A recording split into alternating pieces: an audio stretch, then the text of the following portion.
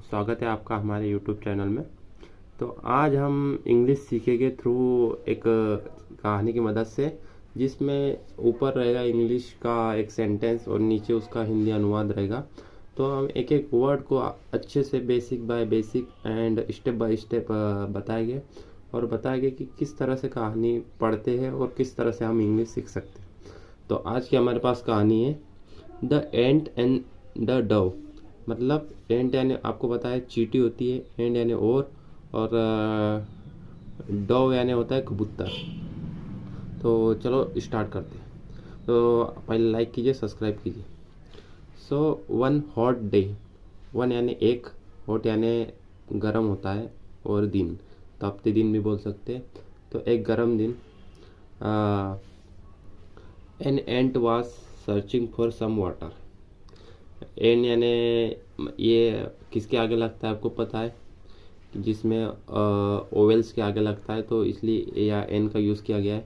तो एन का मतलब होता है एक, एंट यानी चींटी और वास यानी थी। मतलब ये कौन सा सेंटेंस हो गया, पास्ट कंटिन्यूअस टेंस। सो एक चींटी तलाश कर रही थी कि फॉर यानी के लिए, सम यानी कुछ, पानी के लिए। मतलब एक दिन तपते दिन एक चींटी तलाश कर रही थी कुछ पानी पीने के लिए। तो after walking around for some time, after यानी बाद में, मतलब कुछ देर बाद, घूमने या चलने, वॉकिंग यानी घूमने चलने, चारों ओर के लिए, किसके लिए, कुछ टाइम के बाद, मतलब कुछ टाइम के बाद, चारों ओर चलने के बाद, she came to a spring. यहाँ कौन सा टेंस आ गया, इंडिपेंडेंट टेंस। तो शी केम मतलब वह आई, किसके पास, झरने के पास।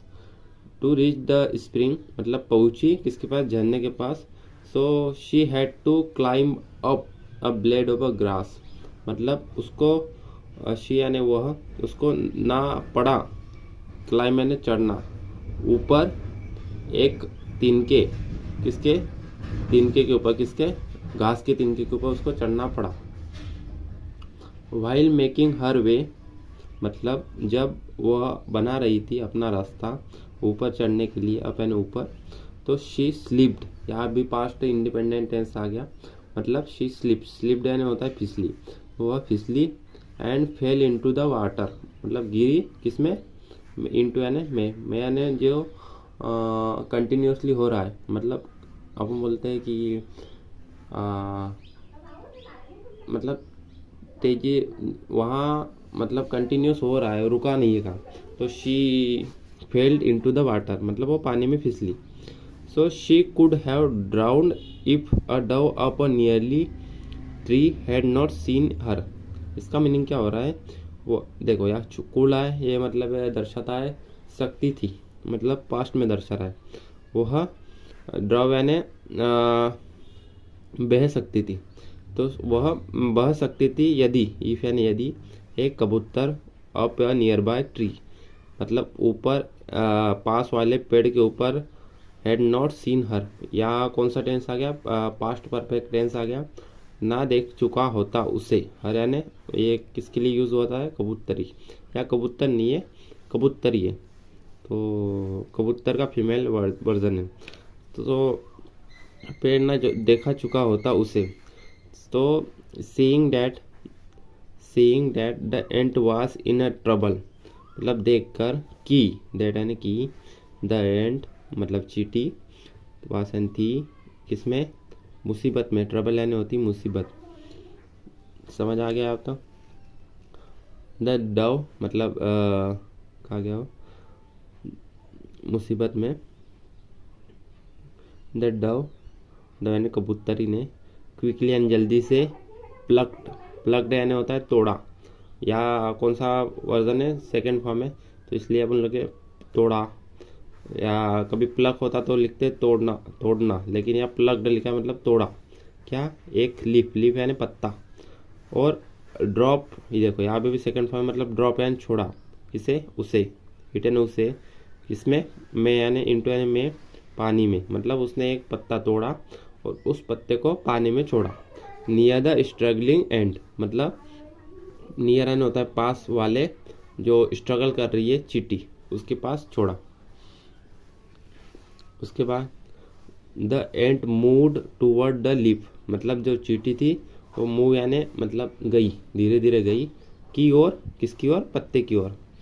और climbed up on to it, मतलब क्लाइम्ड यानी चढ़ी, अप यानी ऊपर, उसके ऊपर, उसके ऊपर। हाँ सुन, जल्दी ही the leaf drifted to dry ground, जल्दी ही जो पत्ता था वो ड्रिफ्टेड यानी आ गिरा, मतलब गिरा किसके ऊपर, सूखे जमीन के ऊपर, ड्राई यानी सूखा, और ग्राउंड यानी जमीन के ऊपर।